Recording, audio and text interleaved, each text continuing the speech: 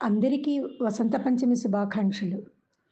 మాఘశుద్ధ పంచమి శ్రీ పంచమి లేదా వసంత పంచమి అంటారు. ఈరోజు సరస్వతీదేవి జన్మదినమని శాస్త్రం చెప్తుంది. అందరం సరస్వతి అమ్మకి హృదయపూర్వక జన్మదిన శుభాకాంక్షలు తెలియచేసుకుందాం. మంచి వాక్కుని, బుద్ధిని, జ్ఞానాన్ని ఇమ్మని వేడుకుందాం. ఈ మాఘమాసంలో పాడ్యమి మొదలు నవమి వరకు ఈ 9 రోజులు శ్యామలా నవరాత్రులు అంటారు. ఆరాధనలు, పూజలు చేస్తారు. సరస్వతి అంటే ప్రసరించేది, వ్యాపించేది అని అర్థం. అమ్మ విద్యారూపి. యాదేవి సర్వభూతేషు విద్యారూపేణ సంస్థిత. విద్య ఎప్పుడూ ఒకే చోట ఉండదు, ప్రవహిస్తూ ఉంటుంది. గురువు నుంచి శిష్యునికి, అతని నుంచి అలా శిష్యులకి వెళ్తూ ఉంటుంది. అమ్మ 3 రూపాలుగా ఉంటుంది. 1 ఆకృతి, 2 శాస్త్రం, 3 నది. ఆకృతి శుద్ధ సాత్విక రూపం. ఒక చేతిలో వీణ, ఒక చేతిలో అక్షమాల, నాదం వాక్కులకు ప్రతీకలు. వాహనం హంస. హంస ఏం చేస్తుంది? పాలు నీరు వేరు చేస్తుంది. అంటే యుక్తాయుక్త విచక్షణ, విద్య, వివేకం ఇచ్చే తల్లి. అంతేకాకుండా మరొక అర్థంలో ఊపిరి, హంస అంటే శ్వాస అని ఒక అర్థం ఉంది. ఊపిరికి 2 రెక్కలు, అవే ఉచ్ఛ్వాస నిశ్వాసలు. అదే హంస, అదే ప్రాణశక్తి. హంసవాహిని అమ్మ. ప్రాణశక్తికి ఆధారం అమ్మే, ఆమె హంసవాహిని. అంతేకాదు శ్వాస మీద ఆధారపడే వాక్కు ఉంటుంది. ఈ వాక్కు యొక్క దశలు 4. వాక్కు 4 స్థానాల్లో విస్తరిస్తూ ఉంటుంది. అవి పర, పశ్యంతి, మధ్యమ, వైఖరి. ఈ 4 స్థానాలు ఎవరైతే తెలుసుకోగలుగుతారో వారే బ్రహ్మజ్ఞానులు, బ్రహ్మాన్ని తెలుసుకున్న వాళ్ళు. ఈ 4లో 3 పర, పశ్యంతి, మధ్యమ గుహ లోపల, అంటే లోపల ఇంటర్నల్గా మనలో ప్రవహిస్తూ ఉంటాయి. వాటిని బాహ్యంలో చూడలేము.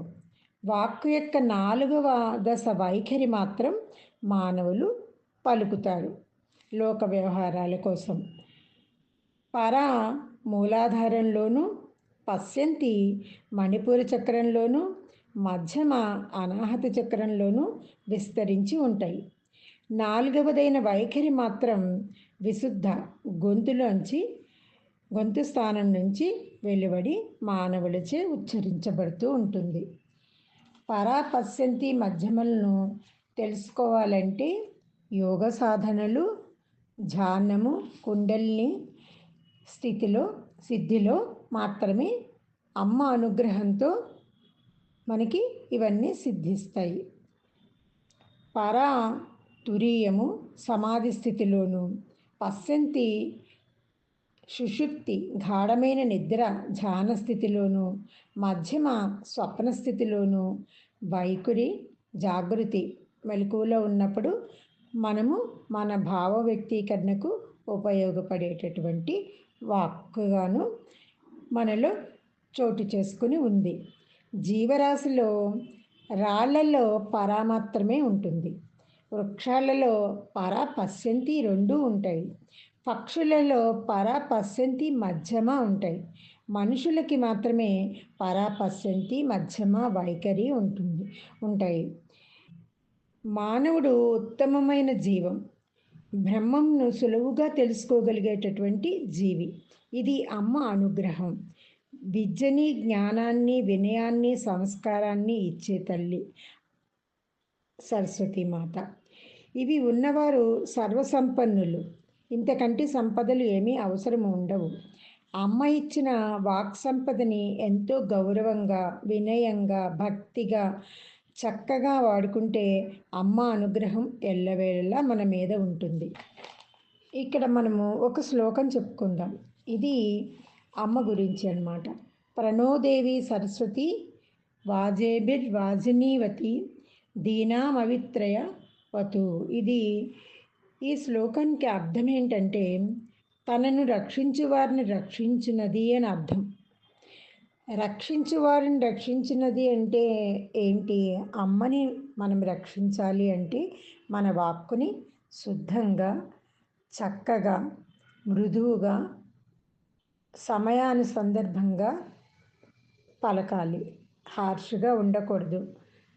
ఆ వాక్కుని మనం రక్షిస్తే ఆవిడ మనని ఎల్లవేళలా రక్షిస్తుంది. అంటే వాక్కుని చాలా జాగ్రత్తగా, చక్కగా పరిరక్షించుకోవాలని భావం. జ్ఞాన రూపాన్నదానములకు అధిపతియగు సరస్వతీదేవి మాకు జ్ఞానాన్ని, అన్నమును ఇచ్చి మమ్ము రక్షించుగాక. జ్ఞానాన్ని ప్రసాదించే తల్లి ఆవిడే. అలాగే రూపాన్ని, అన్నాన్ని కూడా ప్రసాదిస్తుంది అని చెప్తున్నారు.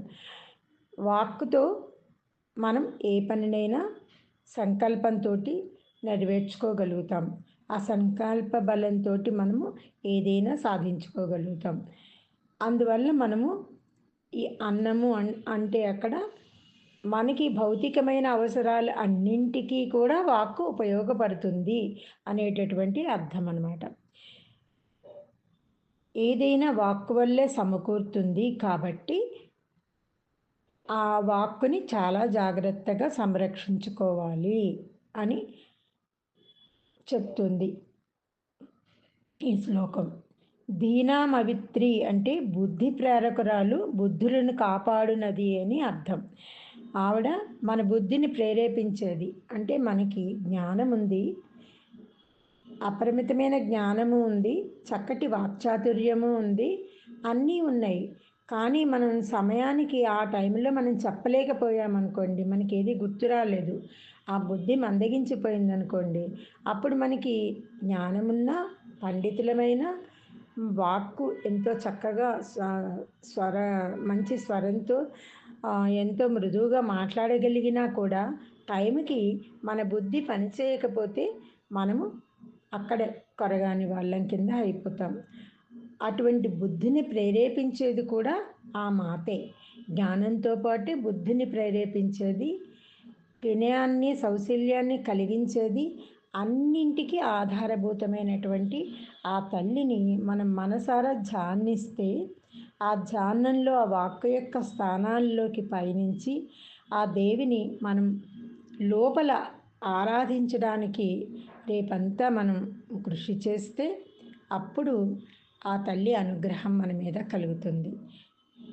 మనం మామూలుగా తెల్లటి పూలతోటి, పరమాన్నంతో చక్కగా పుస్తకాలన్నీ అక్కడ పెట్టి, జ్ఞాన సంపదనంతా అక్కడ ఆ ఫోటో ముందు పెట్టుకొని చక్కగా మన విధి విధానాలతో పూజ చేసుకొని ఆ తర్వాత ధ్యానంలో వాక్స్వరూపం ఎక్కడెక్కడైతే మన శరీరంలో, మన అంతరంగం లోపల ఉందో దాన్ని పట్టుకుని దాన్ని ధ్యానిస్తూ రేపు రోజంతా కూడా చక్కగా మనం ఈ వసంత పంచమి రోజు, ఈ శ్రీ పంచమి రోజు అమ్మని ధ్యానిద్దాం. దేవిని భక్తి, జ్ఞాన, వైరాగ్యముల కొరకు ప్రార్థిద్దాం. సరస్వతీమాతకి కరుణ కటాక్షాలు అందరికీ కలగాలని మనసారా కోరుకుంటూ ఆ తల్లిని మరొక్కసారి మనస్ఫూర్తిగా ప్రార్థిస్తున్నాను. పరా ప్రత్యక్షితి రూపాం పశ్యంతి పరదేవత మధ్యమా వైఖరీ రూపాం భక్తమానస హంసిక.